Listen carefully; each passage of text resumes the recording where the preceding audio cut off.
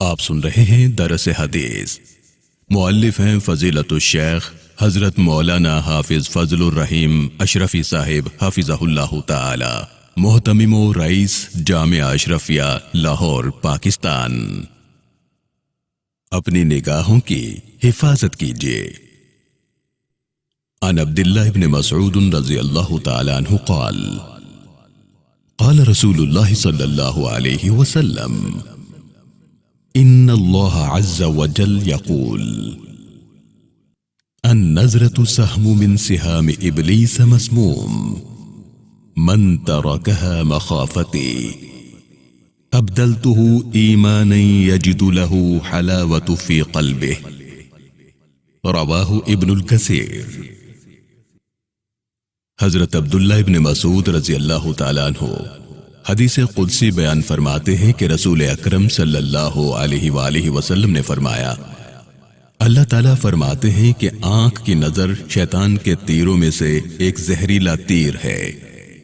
پھر فرمایا کہ اللہ تعالیٰ فرماتا ہے، جو شخص میرے خوف سے دل کے تقاضے کے باوجود اپنی نگاہ کی حفاظت کر لے، میں اس کے بدلے میں اسے ایسا پختہ ایمان دوں گا کہ جس کی لذت اور مٹھاس کو وہ اپنے دل میں محسوس کرے گا۔ اسے امام ابن کثیر نے روایت کیا ہے۔ میرے پیارے بھائیوں، اللہ تعالیٰ نے قرآن مجید میں مردوں اور عورتوں دونوں کو نگاہوں کی حفاظت کا حکم فرمایا ہے۔ ارشاد باری تعالیٰ ہے، آپ صلی اللہ علیہ وسلم ایمان والے مردوں سے کہہ دیجئے کہ اپنی نگاہیں نیچی رکھیں اور اپنی عفت کی حفاظت کریں، یہ ان کے لیے زیادہ پاکیزہ ہے۔ اس کے بعد ارشاد باری تعالیٰ ہے کہ آپ عورتوں سے بھی کہہ دیجئے کہ وہ اپنی نگاہیں نیچی رکھیں اور اپنی عفت و عصمت کی حفاظت کریں۔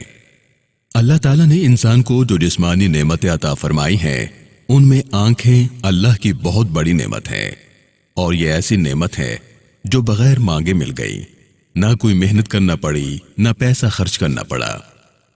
جو لوگ اس نعمت سے محروم ہیں، انہی سے اس نعمت کی قدر و منزلت معلوم ہو سکتی ہے۔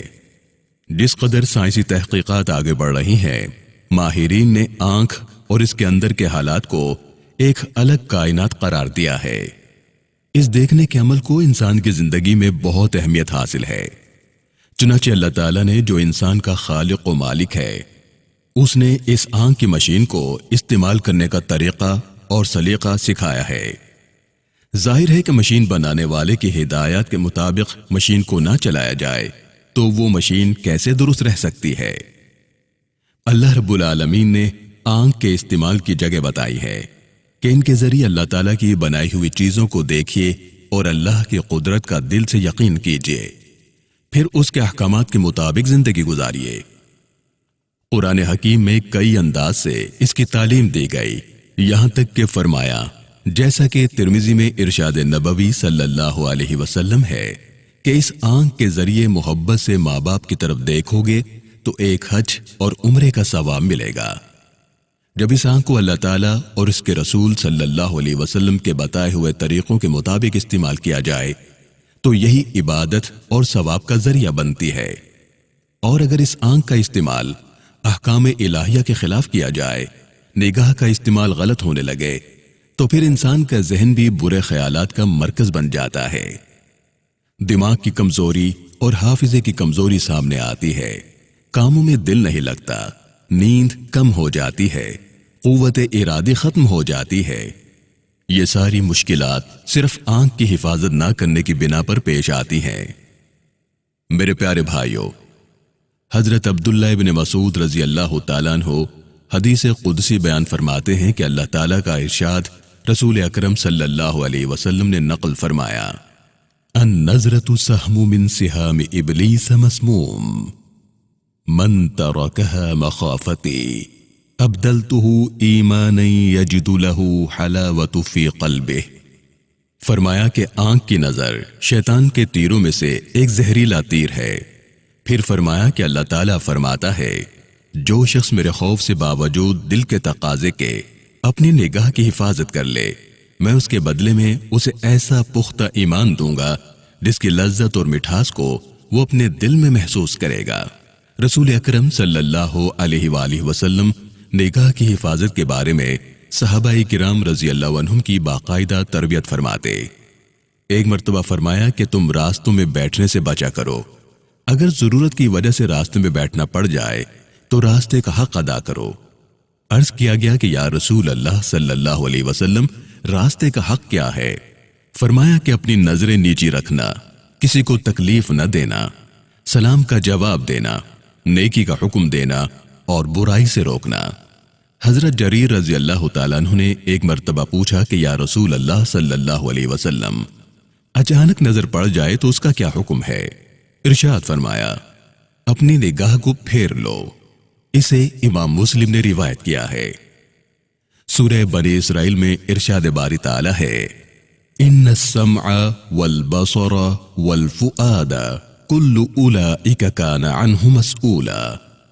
بے شک ہر شخص سے کان، آنکھ اور دل کے اعمال کے بارے میں پوچھا جائے گا۔ انسان سوچتا ہے کہ یہ تو بڑا مشکل کام ہے، لیکن ہمت کر کے انسان نگاہ کی حفاظت کرنا شروع کر دے تو بہرحال اس پر قابو پایا جا سکتا ہے۔ اور اس میں بڑی خوبصورت بات ہے، یعنی انسان کا نفس تو ایک بچے کی طرح ہے، اگر دودھ پینے کی عادت اس سے نہ چھڑاؤ تو یہ جوانی میں بھی شیرخوارگی کی کیفیت میں رہے گا، اور اگر دودھ چھڑاؤ گے تو چھوڑ دے گا۔ چنانچہ انسان اگر یہ چاہے کہ اس کی زندگی پرسکون ہو، اس کے خیالات پاکیزہ ہوں، اس کی جسمانی اور روحانی صحت اچھی رہے، تو اسے اپنی نگاہوں کی حفاظت کرنا ہوگی۔ نگاہوں کی حفاظت کے فائدے اور نقصانات ذہن میں رکھیے، قرآن حکیم اور سیرت طیبہ کا مطالعہ کرتا رہے۔ نگاہوں کی حفاظت کے فائدے اور نقصانات ذہن میں رکھے، قرآن حکیم اور سیرت طیبہ کا مطالعہ کرتا رہے۔ اپنے گھر کے ماحول اور در و دیوار کو پاکیزہ رکھے، اپنی نشست و برخاست کو پاکیزہ بنائے، تو یقینی طور پر نگاہوں کی حفاظت ایک آسان عمل ثابت ہوگا۔ اللہ رب العالمین ہم سب کو آنکھوں کی قدر کرنے اور اس کے صحیح استعمال کی توفیق عطا فرمائے۔ والسلام علیکم ورحمۃ اللہ تعالی وبرکاتہ۔